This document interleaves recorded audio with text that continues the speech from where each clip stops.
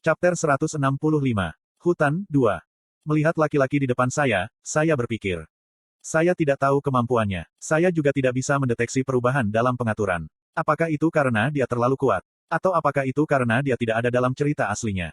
Tapi terlepas dari apa hadiahnya, tidak ada alasan bagiku untuk takut di dalam menara.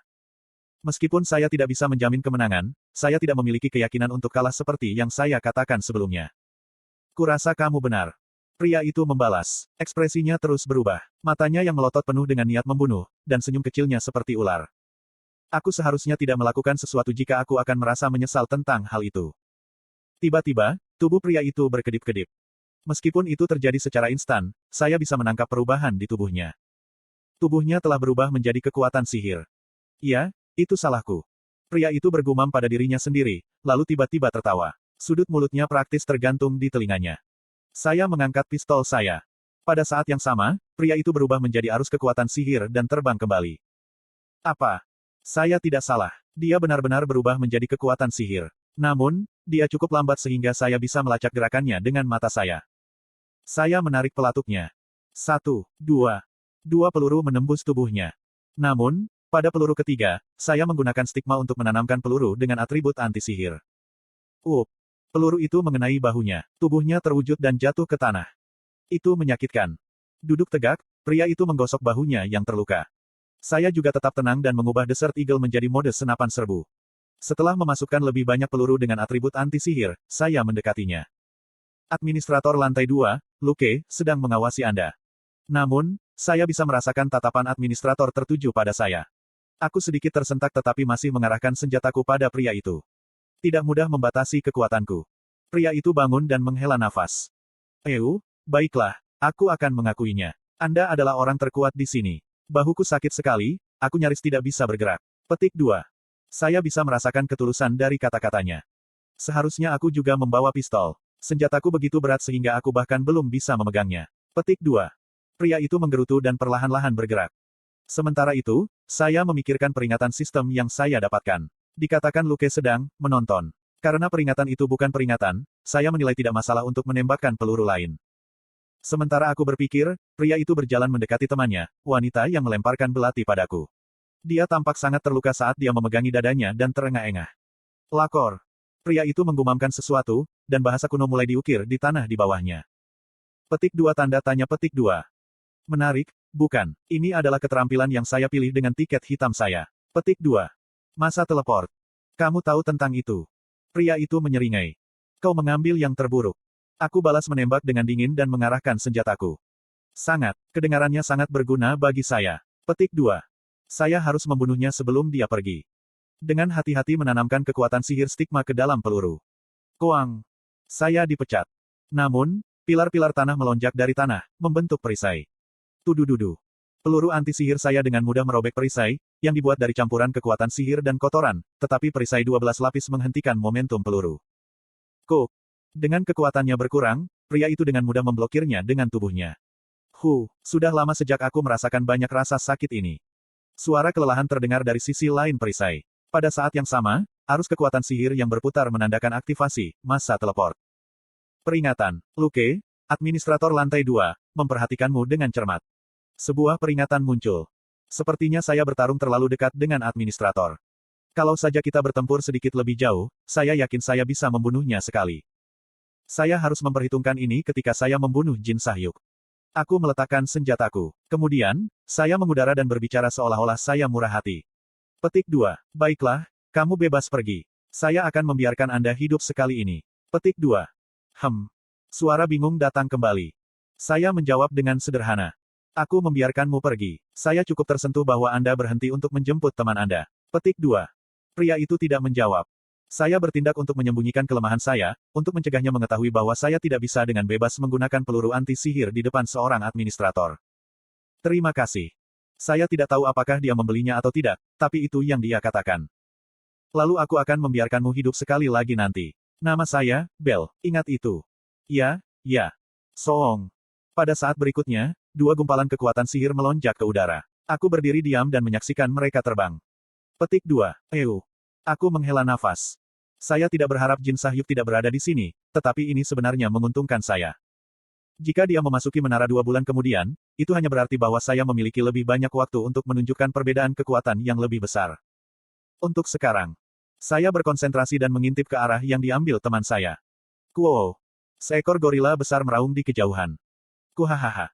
Pria yang melawan gorila adalah Chok Jung-yong yang mungkin lebih mirip gorila daripada gorila. Ayo, aku akan bertarung denganmu. Chok Jung-yong mulai bergulat dengan gorila. Tapi tidak peduli seberapa kuat Chok Jung-yong, dia bertarung dengan seekor gorila dari Tower of Wish. Secara alami, dia pada akhirnya kalah.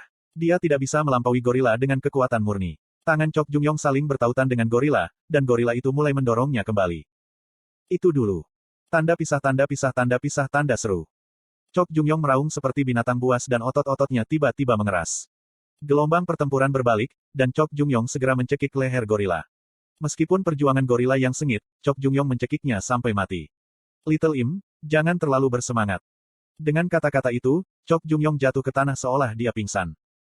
Jain menatapnya dari kejauhan dan menggelengkan kepalanya. Apakah menurutmu dia tahu tempat ini bukan arena duel, bos? Sambil tertawa mendengar pertanyaan Jain, aku mulai berlari ke arah mereka. Saya tidak yakin apakah mereka sengaja berjalan lebih lambat untuk saya atau jika mereka tertunda karena gorila, tetapi saya bisa mengejar mereka dengan cepat. Aku kembali gelombang. Oh, itu tadi cepat. Bos melihat saya lebih dulu.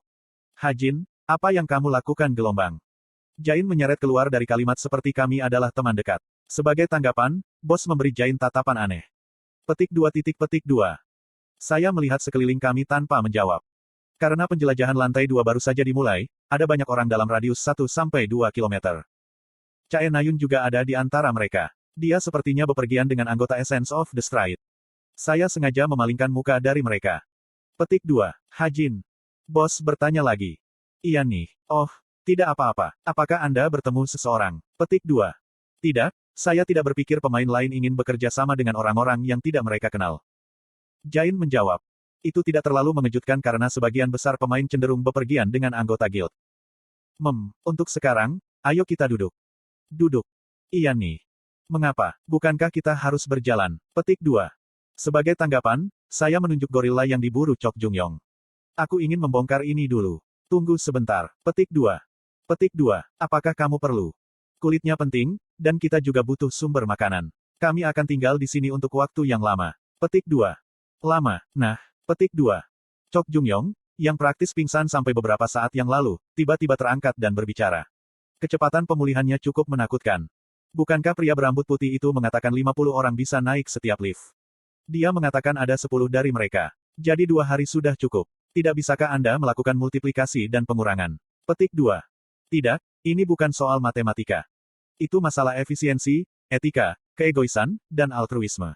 Setiap lift dapat memuat 50 orang. Namun, itu hanya angka, maksimum, yang bisa mereka pegang. Tidak ada kondisi yang mengatakan lift harus penuh. Administrator mengatakan, paling banyak 50 orang. Ya, jadi jika 50 orang mendapatkan masing-masing. Gunakan otakmu, tolol. Jain masuk dan membuat pekerjaan saya lebih mudah.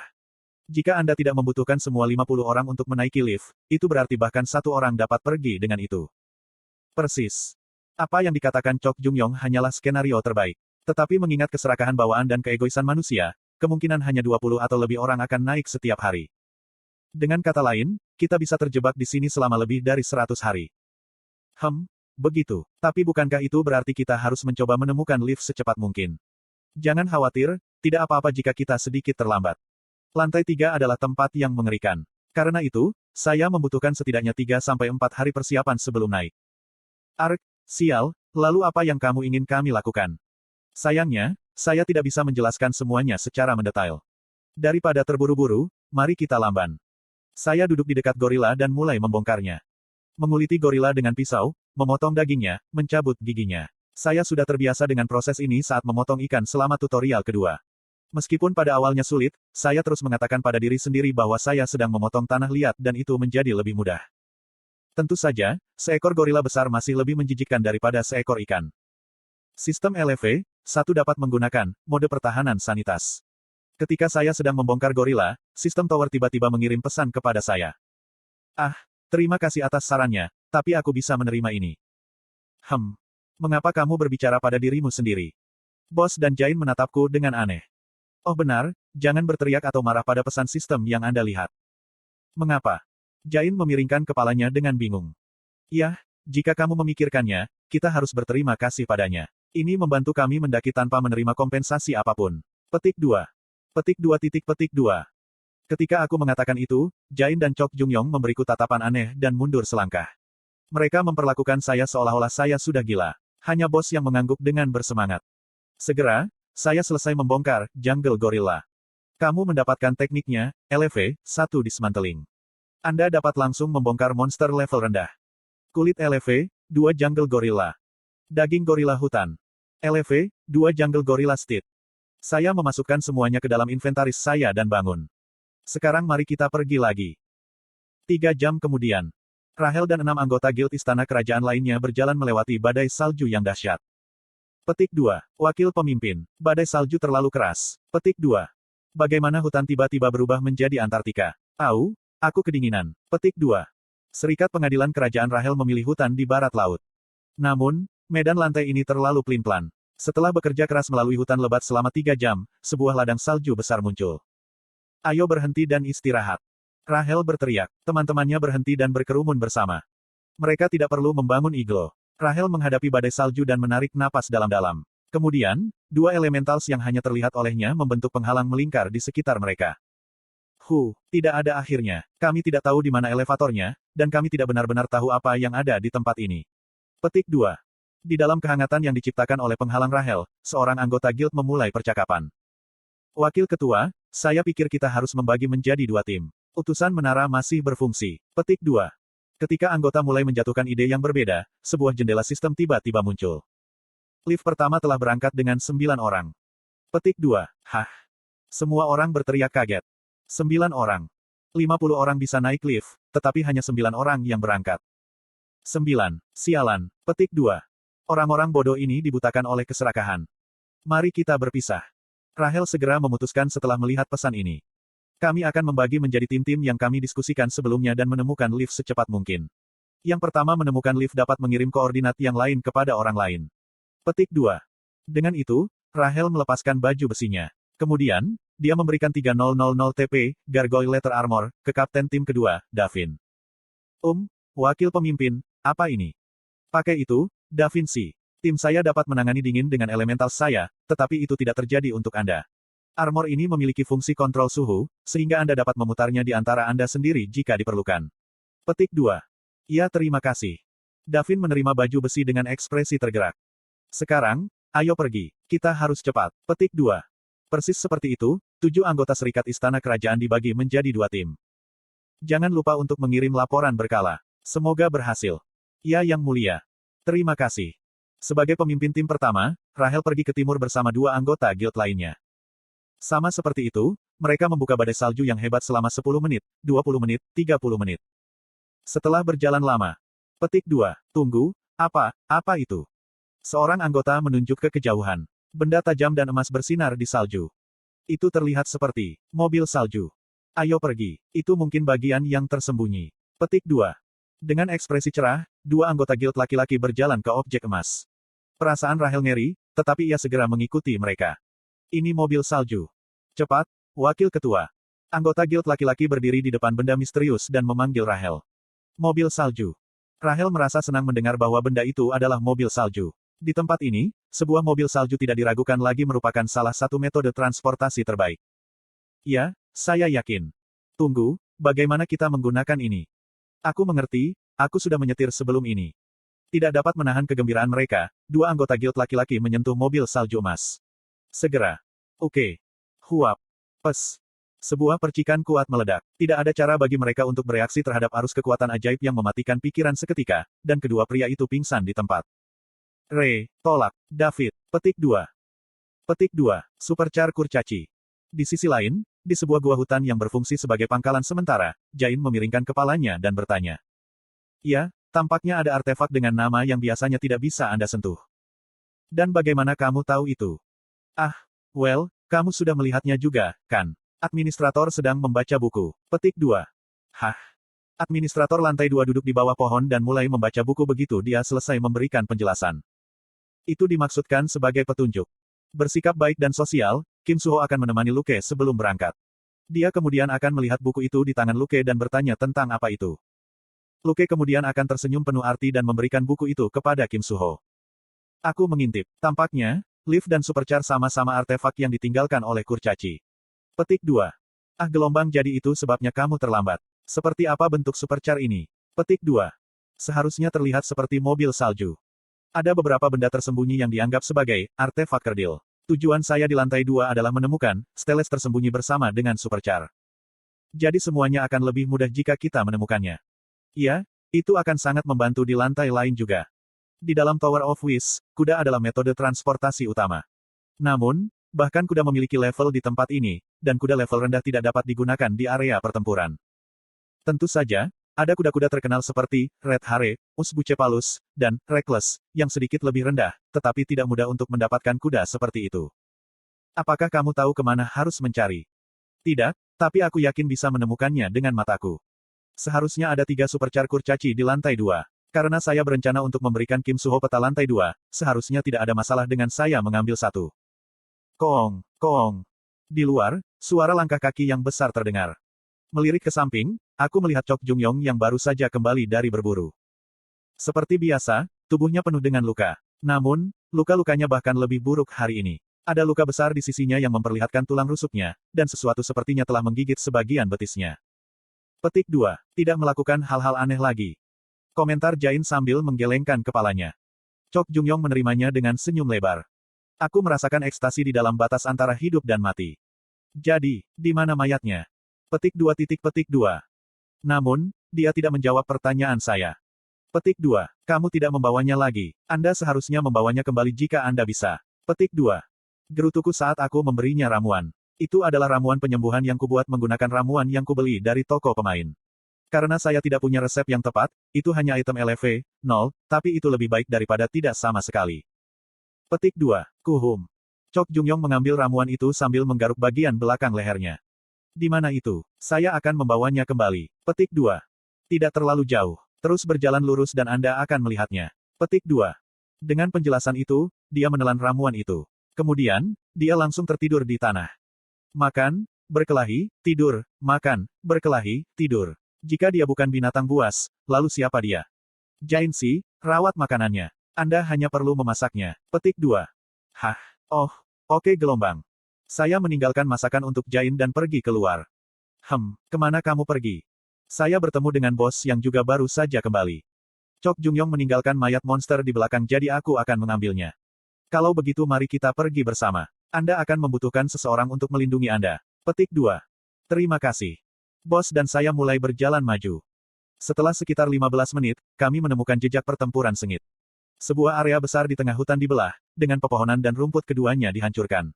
Di tengah, ada monster besar terbaring tanpa kehidupan. Petik 2. Dia membunuh LV, 3 Bear Grizzly. Monster yang dikalahkan Chok Jung-yong adalah Grizzly Bear. Apakah itu mungkin dilakukan dengan tangan kosong? Saya sekali lagi terpesona oleh kekuatan Chok Jung-yong. Koong. Saya memenggal kepala beruang dan mulai membukanya. Sama dengan. LV, 3 kepala beruang grizzly. LV, 3 daya tahan. LV, 1 pembersih udara. LV, 3 perlindungan wajah. LV, -1 kebersihan. Sama dengan. Bahkan tanpa penyempurnaan apapun, kepala beruang dapat digunakan sebagai helm. Jika diperlakukan dengan benar, itu berpotensi menjadi peralatan yang berharga. Menggunakan kekuatan sihir stigma, saya membersihkan bagian dalam kepala dan membuatnya bisa dipakai seperti helm. Akibatnya, kebersihan LV1 menghilang. Dengan ini saja, cukup bagus untuk menjadi helm. Aku menyingkirkan kepala itu. Kurasa aku bisa membuat helm dan memberikannya kepada Chok Jung-yong. Saya kembali membongkar beruang itu. Petik 2. Pada suatu titik, gumaman yang puas menghantam telingaku. Aku melirik ke samping sejenak lalu kembali fokus ke beruang. Namun, saya segera melirik ke samping sekali lagi. Petik 2. Bos. Kelihatannya agak aneh, tetapi sebaliknya sangat fantastis. Bos mengenakan kepala beruang. Dengan wajahnya yang mengintip dari dalam mulut beruang, bos memiliki ekspresi seperti anak kecil dan bahagia. Dengar, pemula, jika saya menutup mulut, itu melindungi seluruh wajah saya. Petik 2. Petik 2. Bos menutup mulut beruang itu. Seorang gadis mengenakan topeng beruang ada di depan saya. Aku menatap bos dengan diam. Bukankah itu keren? Dari mulut beruang, Suara puas terdengar.